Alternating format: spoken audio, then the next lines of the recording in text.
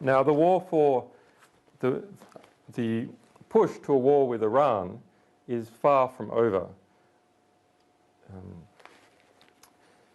The push for a war with Iran is far from over, and the debate now is occurring in the public sphere as well as in various maneuvers by different intelligence agencies, the machinations that are happening in Syria and so on. Now, I want to look at some of those.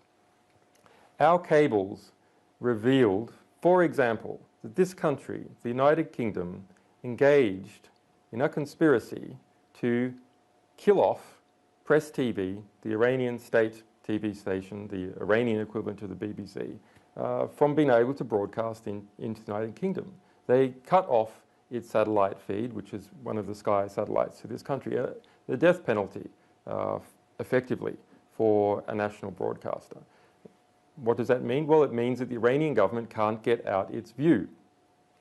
Iran is surrounded by 45 military bases that are hostile to it on every side. There is no border that Iran does not have that is not already hostile or will probably shortly become so. That produces an atmosphere of intense fear.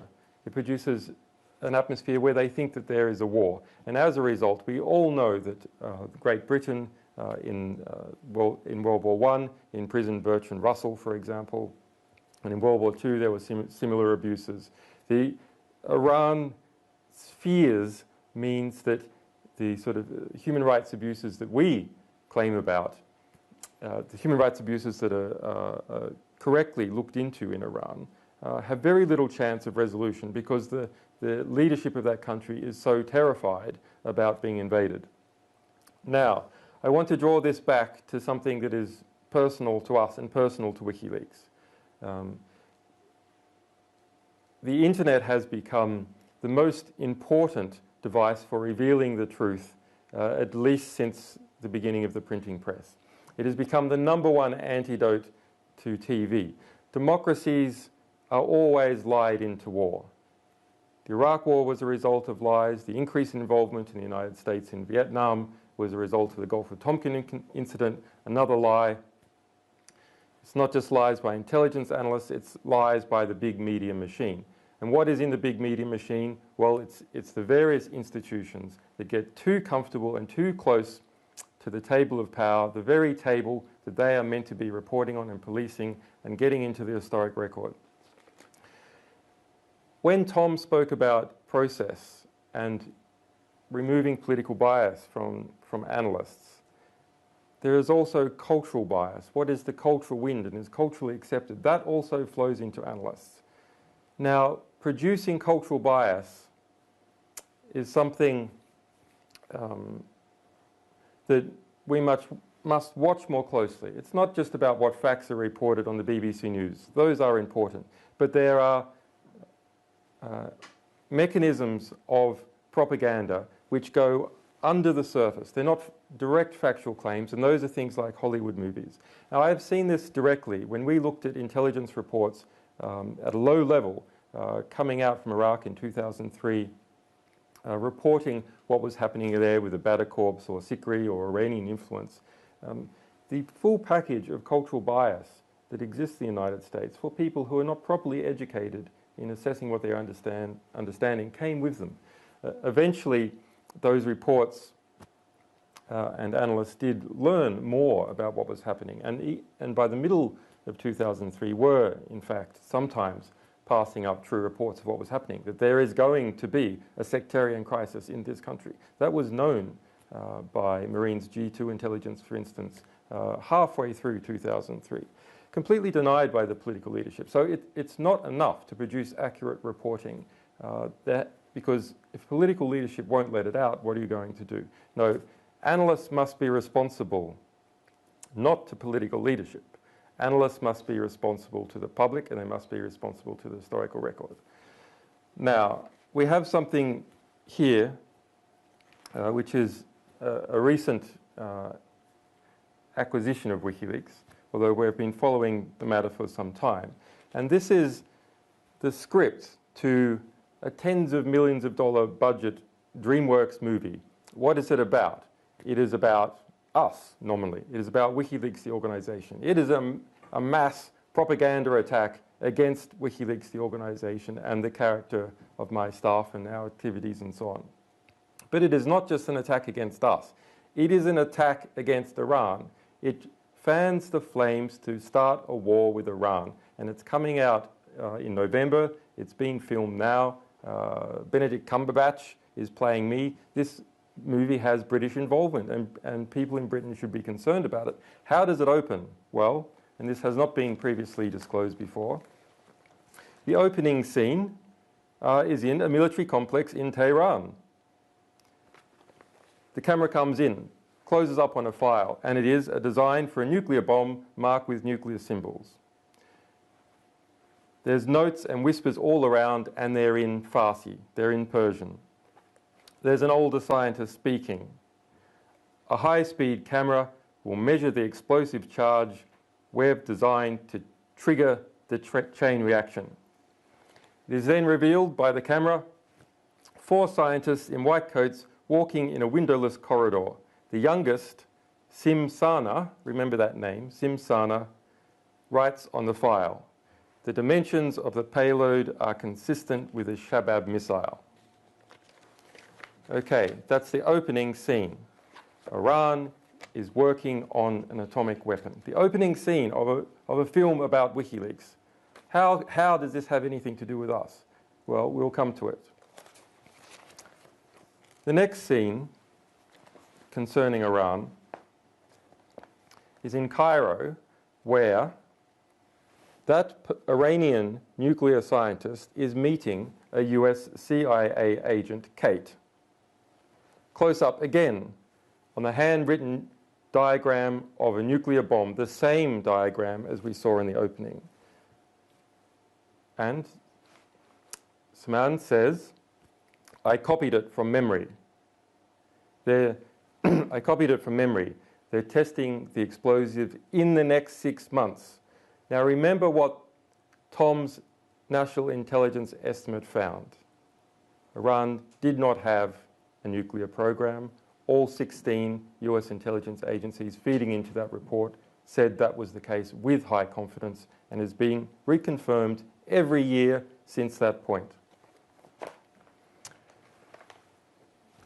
The senior diplomat, who's also at the table with the CIA agent, says, "Shit, we thought they were at least 3 years away from a bomb." Another lie. Tom's report does not say that they're 3 years away from a nuclear bomb. So it's a lie upon a lie, a great big budget thing that's going to be pushed out in November. The Iranian nuclear scientist then says, if it works, they won't hesitate to sell the technology. And even if one of these things, if it works, they won't hesitate to sell the technology. And even if one of these things gets into the wrong hands, they'll sell it anyway. So that's the reality of where we're at. Not merely a war of intelligence agencies, but a war of corrupt media, corrupt culture. That war, we have got to understand, people who have appeared on this panel have been involved, sometimes with great sacrifice, at revealing the truth about important parts of the world, how the world is unfolding, how the world is shaping, the nature of institutions. They have revealed it heroically, in many cases, to the historical record, to our civilization as a whole, to you. You have to understand that where there's great powers at work, I don't mean shadow conspiracies, I mean enormous cultural powers, enormous industrial powers, the vast network of corporations that interact with government agencies around the world, selling them products, shipping their logistics from one place to another.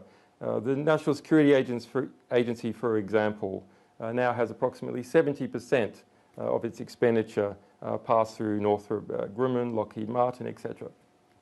This produces a lobby that pushes in particular directions. How is it that such a lie got into a script about WikiLeaks? How is it that in the light of that national intelligence estimate that anyone could think that it was tolerable, acceptable to foist that lie upon the public, that it would make it all the way through the Hollywood system, that distributors would pick it up? Because they perceive that that is where the power lies in the United States. They perceive that it's perfectly okay to slander an entire nation, that it's perfectly okay to beat the drums of war like that, because people in that system want the war. They want it. We have to understand that everything that we see, read, and hear is produced for a purpose. It's produced as a result of incentives. Other material is not produced. There are disincentives to not produce it. We walk almost sleepwalking, almost blind every time we open the newspaper and read an article. That particular journalist wrote about that for a particular reason. They felt that their editor would accept that. They wouldn't have to argue with them. The editor felt that the proprietor would accept it. The journalist felt that the people that they deal with in their community would like it, and in fact might even pat them on the head and take them to a fancier cocktail party, or perhaps even give them a better position in Oxford. All these things influence how our society, our civilization is documented. Now, working against that trend and against that current of corrupt, powerful organizations producing a distorted perspective of the world has been the internet. For the first time in history, that has allowed one person with some truth to speak to every single person who wants to hear that truth. It is the great antidote. There is a war on for control of the internet. That war takes place on the one hand by producing incredible propaganda and hyping up threats about how the internet is dangerous. On the other hand, it involves introducing mass surveillance systems to surveil all of the internet. Different countries see the effects being brought by the internet and the political liberations being brought by the internet. And powerful groups in those countries feel fearful and they feel destabilized. And as a result, they want to find some way to control it and to know it. The knowing part of it comes from surveilling every trans-border communication that occurs between Great Britain and the United States, between almost every country in Latin America and the rest of the world, because their communications have to pass through the United States to reach Europe, pass the United States to reach Asia, and sometimes even pass through the United States when one Latin American country talks to another, simply because the communications infrastructure has been passed that way. This is collectively the greatest transfer of wealth that has ever happened, the greatest theft of information that has ever happened from every single one of us who uses the internet into the bowels of secret agencies. Now, if those secret agencies were working on our behalf, perhaps we could accept it. If, as soon as possible, that material would enter into the historical record, would enter into the record of our civilization, where we could all individually make decisions using that information to produce a better, more harmonious world, then perhaps it would be tolerable. But it is not tolerable in its current form. And so it is up to decent people, good people, still working inside of government, inside of private contractors that are engaged in these sorts of behaviours, to get it out to the public, to get it into the historical record, either by doing it anonymously, which is of course what we favour. Stay in there 30 years, work with us for 30 years getting out this sort of information, or by going public and standing up and fighting to describe the truth of what they've seen. Thank you.